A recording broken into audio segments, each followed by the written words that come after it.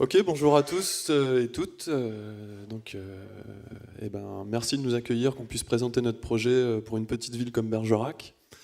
On est très heureux que Monsieur Jouve ait pu commencer parce qu'effectivement, ça apporte beaucoup de résonance dans ce qu'on fait. On a parfois l'impression d'inventer des nouvelles choses, et puis en fait, on s'aperçoit que non.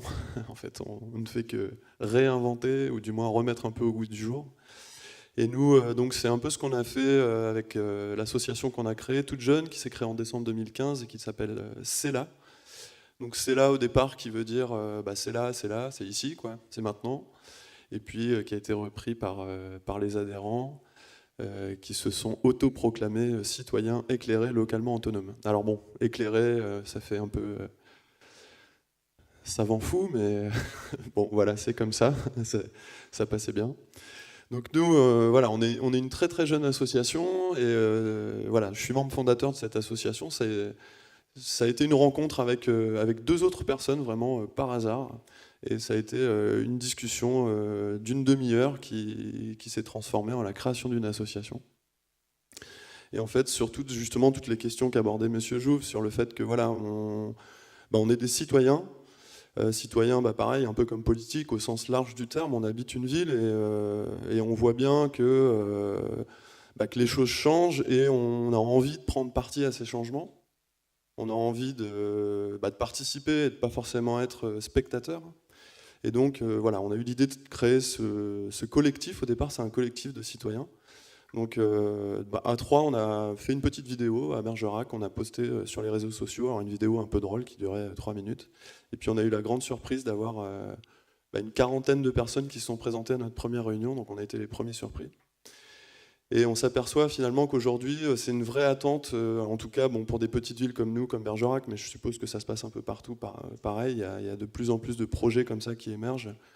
Les gens en ont marre d'allumer leur télé et de voir qu'il se passe ci, qu'il se passe ça, qu'on pollue l'environnement, que les politiciens sont corrompus, enfin voilà, en gros, on n'a pas de pouvoir d'action. Donc on s'est dit, nous, on veut reprendre un peu de pouvoir et de savoir sur nos vies, quoi. Donc on a créé cette association et puis on a très vite rencontré la coopérative des tiers-lieux. Alors moi, la première fois que j'ai entendu le mot tiers-lieu, ça m'a vraiment vriller les tympans parce que c'est vraiment pas très joli comme mot. Bon, maintenant ça va mieux.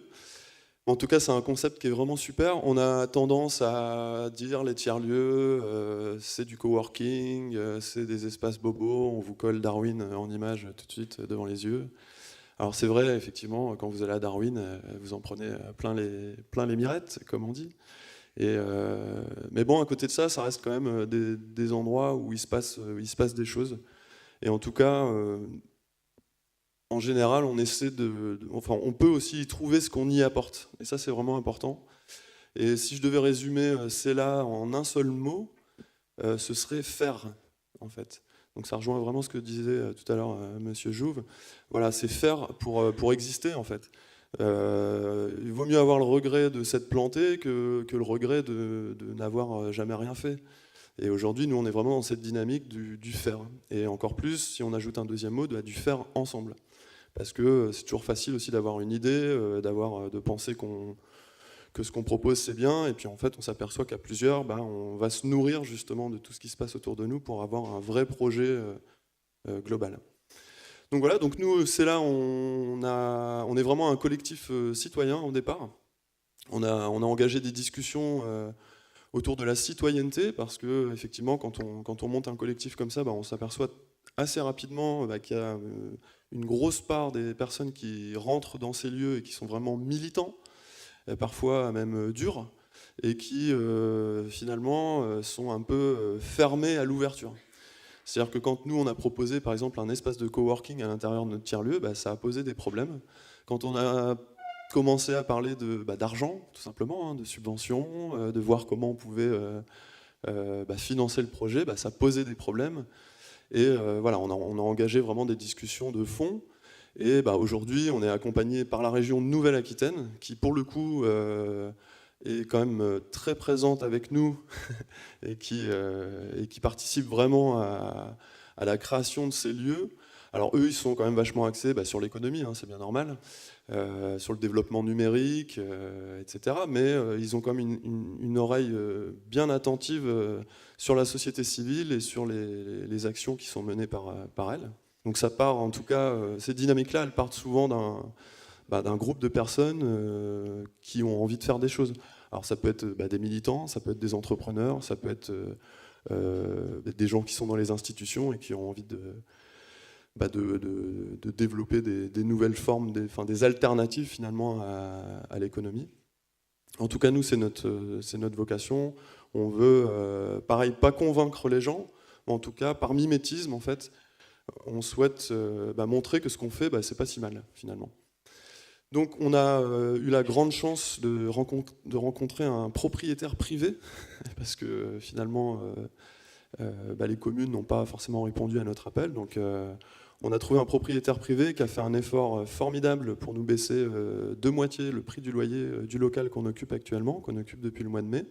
Donc, on a un grand espace qui s'appelle Tiers-Lieu. On a vraiment revendiqué cet esprit du tiers-lieu. Lucille, elle vous en parlera plus en détail, parce qu'on a la chance aussi d'avoir en Nouvelle-Aquitaine une super coopérative hyper dynamique et portée par des gens très bien et qui nous accompagnent. On a fait partie du premier incubateur de la coopérative des tiers-lieux et on en est super fiers. En tout cas, on a appris plein de choses, on a rencontré plein de gens. Et donc, on a un espace qui fait à peu près 400 mètres carrés, on a un grand espace vert qui fait 1500 mètres carrés. Et donc, nous, on se revendique tiers-lieu et surtout laboratoire d'initiative locale. Voilà, donc on n'a vraiment pas de prétention à vouloir s'étendre, grandir, etc. Mais en tout cas, on veut vraiment être acteur de notre ville dans toutes ces alternatives à la sensibilisation justement à l'environnement, à la consommation, à l'esprit un peu collaboratif, participatif, circulaire, etc.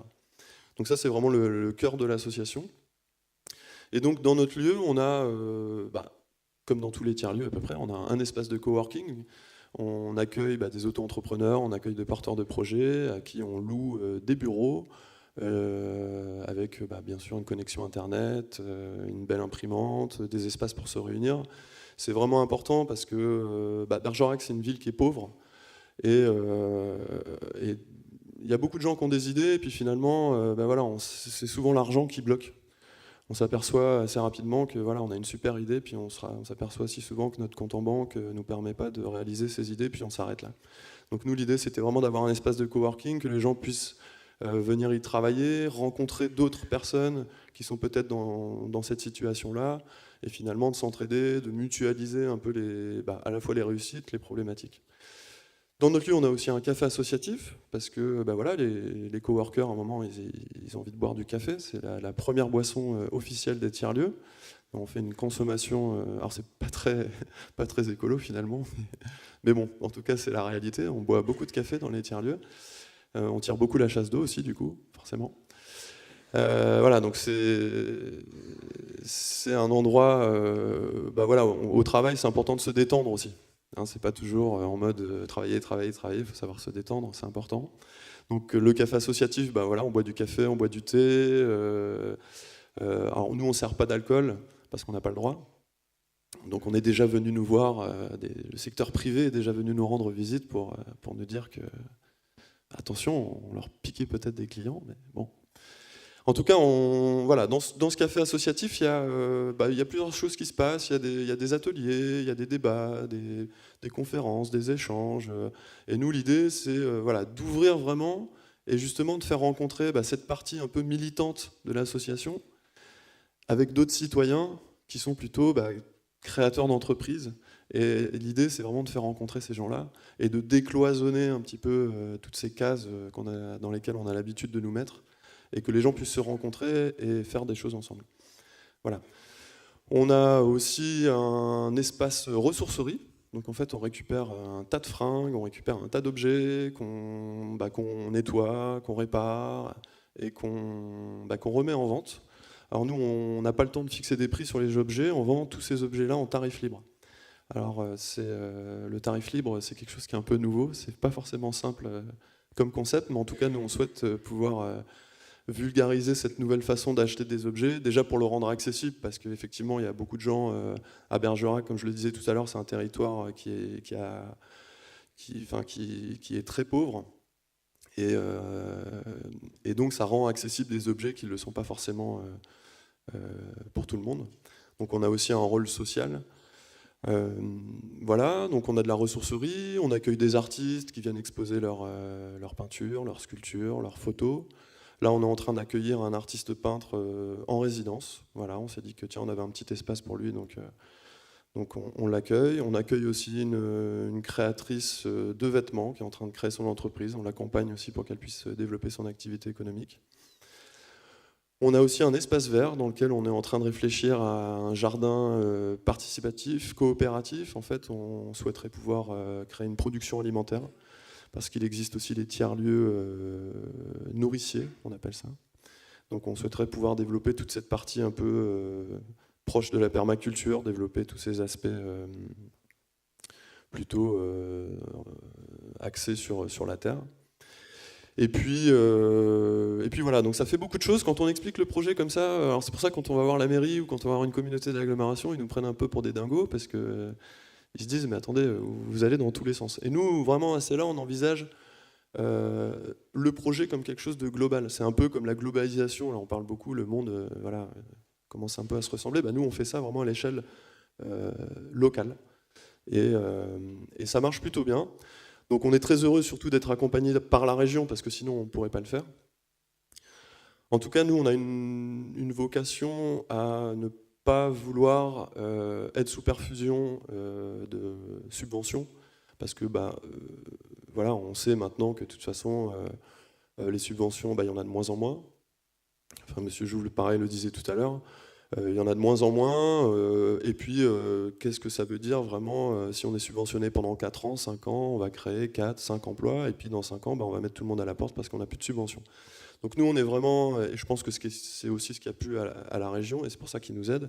Voilà, on essaie vraiment de développer un vrai modèle économique, finalement comme une entreprise, mais avec voilà, des valeurs, comme disait tout à l'heure, c'est facile de dire les valeurs, mais quelles valeurs? Des valeurs d'entraide, des valeurs solidaires, des valeurs de l'éthique, quoi, en fait. Et c'est important, on peut faire de l'économie sans forcément ambitionner de mettre son argent dans une boîte à la banque. Voilà, on peut faire des choses, voilà, l'argent, c'est pas quelque chose qui doit être mauvais, c'est utile. Mais voilà, nous, on envisage de développer ce modèle économique qui nous permet de pouvoir vivre, de payer notre loyer, parce qu'on on a un bail commercial, même si le proprio il nous a fait moitié prix, il faut quand même payer le loyer, il faut payer l'électricité, il faut payer les charges, etc. Donc là, on a appris récemment que les contrats aidés étaient supprimés. Donc typiquement, ça nous a mis un coup d'arrêt, et pour certaines associations, c'est même la mort annoncée. Donc nous, on est tout jeunes, hein, ça se trouve, dans quelques années, on n'existera plus. En tout cas, on ne le souhaite pas, bien sûr.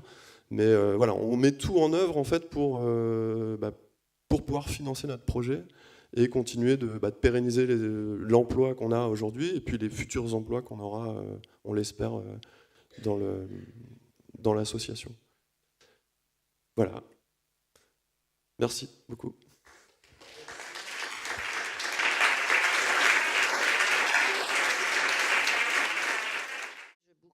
Je ferme la boucle. Oui. Donc moi c'est Lucie Légron, donc j'ai créé un espace de coworking qui s'appelle l'Arrêt Minute en rural en 2010. Donc c'était le premier du genre sur la région Nouvelle-Aquitaine et en France au niveau rural. Sur ça, en fait, du coup, je me suis fait un peu repérer parce que je parlais de coworking, c'était un peu compliqué quand même il y a 7 ans. Donc il y a eu beaucoup de travail de fait. Moi je suis assez stupéfaite du travail que vous avez réalisé sur la BioVallée. Là, c'est le tiers-lieu géant pour nous. Là, c'est un peu exemplaire, voilà. Et c'est vrai que il y a pas mal de choses qui résonnent. Alors, en fait, dès le départ, en fait, la région a repéré en tout cas l'initiative de l'Arrêt Minute et nous a demandé finalement de partager notre savoir sur la création de ces espaces collectifs de travail. Donc, oui, à Pomerol, voilà. À Pomerol en Gironde, à 1 heure de Bordeaux. Voilà. Un petit village qui n'est pas trop connu. On connaît plutôt Saint-Émilion qui est à côté. Et donc, non, c'est pas grave, je vais reprendre le fil. Et donc, la région nous a repérés assez rapidement parce qu'en fait, elle a vu dans ce petit espace collectif de travail, on était 8, enfin, il y avait 8 bureaux, ça s'est fait de façon très spontanée parce qu'on avait des besoins, nous, en tant qu'entrepreneurs, auxquels la collectivité locale ne pouvait pas répondre, auxquels nos budgets perso ne pouvaient pas répondre. C'est-à-dire qu'on était tous dans une situation où, à la fois, on n'avait pas les moyens d'aller sur le parc immobilier privé pour développer nos activités.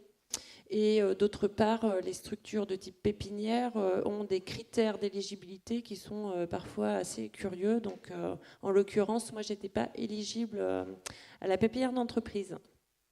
Donc, il a bien fallu que je me trouve des solutions. Donc, j'ai passé 1 an à construire un collectif autour d'une question de lieu commun de travail. Et donc, la Réminute est née comme ça. La région nous a rapidement donc détecté, parce qu'il y avait plein de gens qui s'intéressaient à ce qu'on avait fait, puisque contrairement à ce qui se passe en colocation immobilière, nous, ce qu'on avait réussi à monter, on l'ouvrait à n'importe qui. Donc la porte, c'était une sorte de maison ouverte pour venir bosser. Donc ça, c'était assez nouveau, le fait d'ouvrir complètement le lieu à qui voulait bosser, peu importe son profil, peu importe son statut. Il y avait un côté abordable, hein, c'est-à-dire que nous, on calculait au centime près les charges, le loyer, clac, à la virgule près, on payait ce qu'il fallait payer, mais pas plus. Voilà. Et puis le côté flexible, où on vient quand on a besoin, on part quand on n'en a plus besoin. Enfin, donc, ces dimensions-là du lieu qu'on avait créé étaient assez nouvelles. Et donc, la région m'a demandé de participer à l'essaimage un peu de ces nouveaux lieux et à créer une politique publique d'aide à la création de ces lieux à partir de l'exemple de la Réminute. Donc vraiment, franchement, c'était vraiment ridicule. On avait un tout petit truc, voilà, ça payait vraiment pas de mine. Et du coup, la région, finalement, vient légitimer une micro-action à Pomerol au niveau local, là où moi, quand je vais au conseil municipal de Pomerol, on n'arrive pas à me comprendre et à m'écouter et à se dire que oui, la collectivité peut intervenir pour aider, appuyer, valoriser, juste valoriser, quoi. Donc voilà, ça c'était un peu nouveau. Ce qui fait que, force de cette politique publique, là aujourd'hui sur toute la Nouvelle-Aquitaine, il y a 200 lieux de travail collectifs, donc qui ont des formes et des modes opératoires très différents les uns des autres, hein, puisqu'ils sont tous des lieux autonomes, hein, qui se gèrent, qui touchent des secteurs d'activité assez différents, tertiaire, artisanal, agricole aujourd'hui. Et on s'est retrouvés très vite en tant que tiers de confiance des porteurs de lieux qui avaient envie de générer une dynamique collective sur leur territoire et des collectivités, puisque la région venait de légitimer complètement ce type d'action et ce qui faisait que ça rapprochait un peu le public du privé sur ces modes de travail. Donc les premiers boulots, c'était vraiment de sensibiliser à cette question de c'est quoi ces nouveaux lieux de travail. Voilà ce que je peux dire là-dessus. Et ça a mis, je pense, bien 3-4 ans quand même pour que les collectivités locales comprennent qu'elles avaient un rôle à jouer dans l'émergence de ces lieux de travail. Donc aujourd'hui, finalement, j'ai changé de métier. Hein. J'étais graphiste indépendante il y a 10 ans. Aujourd'hui, je suis co-gérante de la SIC coopérative des tiers-lieux, qui a plusieurs missions. La première, c'est d'accompagner la région dans son rôle d'aménageur du territoire. C'est-à-dire que nous, dans notre logique, on a envie que tout un chacun puisse avoir une alternative au travail, ou en tout cas un lieu intermédiaire à moins de 20 minutes de chez lui. Donc on est vraiment sur le fil de l'activité, même si on voit bien à travers le discours de Bastien que ça touche finalement, quand on tire ce fil-là de l'activité, on se questionne sur le rôle du travail dans sa vie, le sens qu'on donne au travail dans sa vie, et donc on est dans une recherche d'équilibre qui ne sera jamais trouvable. Hein.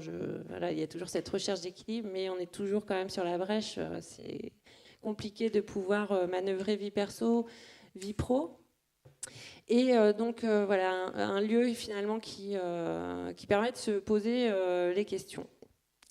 Donc la politique régionale chez nous, c'était de dire, parce qu'on avait quand même cette métropole bordelaise qui pose question, avec des temps de voiture pour aller travailler qui sont assez importants. Donc on est quand même sur la Gironde, en tout cas sur un département sous influence bordelaise, métropolitaine. Donc l'idée, c'était de pouvoir maintenir des actifs en rural, en périphérie de la métropole, pour que on désengorge un peu les routes et que les gens n'aient pas 3 heures de voiture à faire tous les jours pour aller travailler. Et tout ça pour aller allumer un ordinateur, bien évidemment. Donc non, il y a toujours autant de bouchons. On n'a pas résolu la question des embouteillages à Bordeaux, malheureusement. Mais en tout cas, on sent bien que ça bouge. Qu'en termes de public, au départ, on était sur des publics très entrepreneurs, petites structures, etc. Et que de plus en plus, les lieux accueillent des salariés qui sont en situation de travail à distance de leur entreprise. Donc tout ça, ça évolue.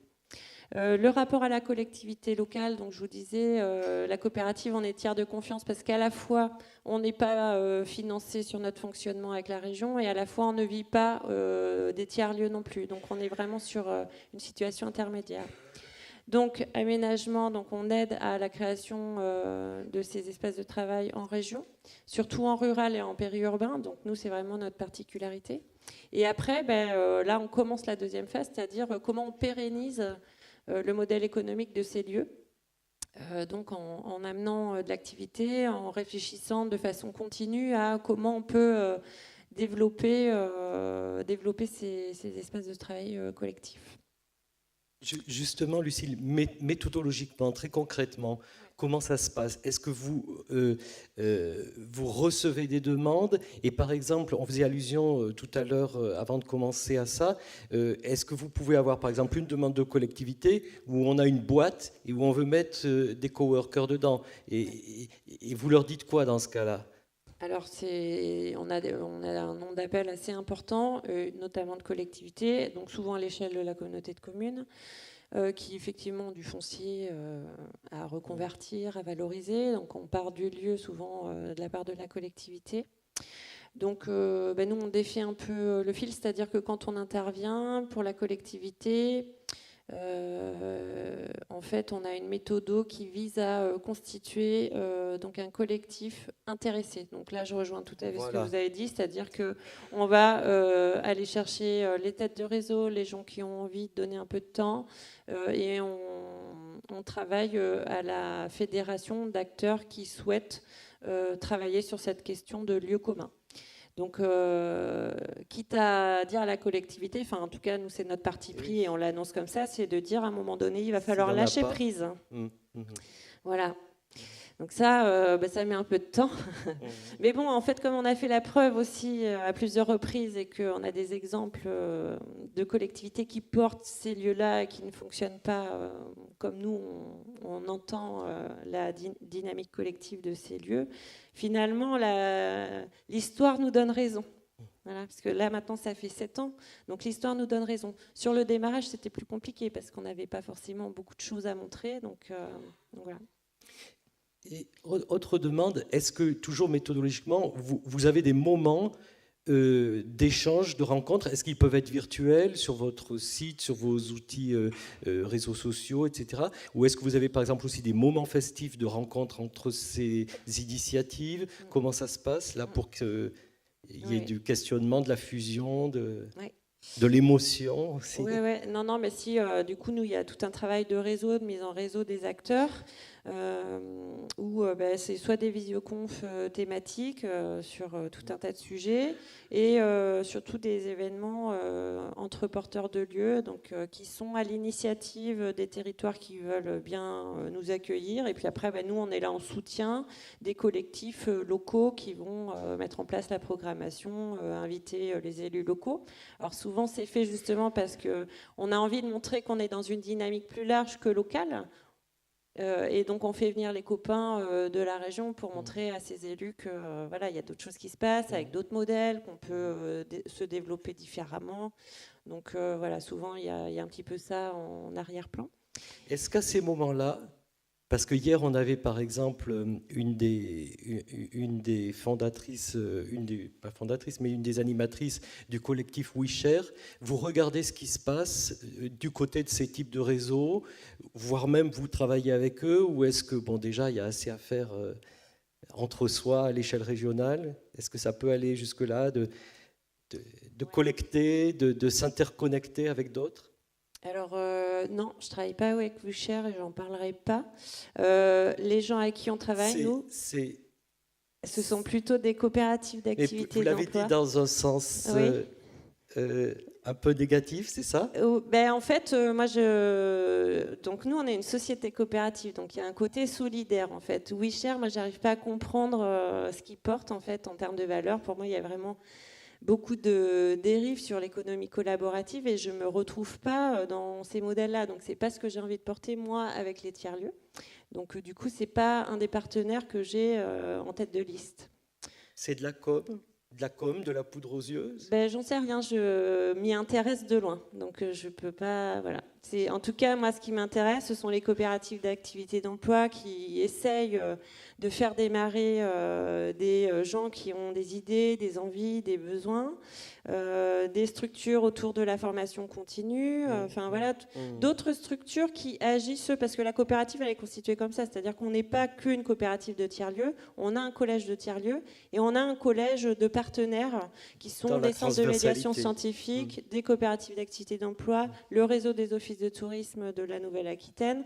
Et du coup, en fait, pour nous, il y a les contenants, les contenus, et au milieu, les connecteurs, donc les salariés, l'équipe salariée et de fondateurs, qui brassent un peu tous ces contenus. Et voilà, on se retrouve à discuter tourisme, discuter formation continue, discuter comment j'accompagne là le gars qui vient de rentrer chez moi pour qu'il puisse se développer, parce qu'en fait, on voit quand même beaucoup de précarité aussi dans ces lieux. Hein. C'est des petites structures qui démarrent ou qui ont peine à se développer, à se former en continu. Hein. La formation chez les entrepreneurs indépendants, ça ne vient pas naturellement.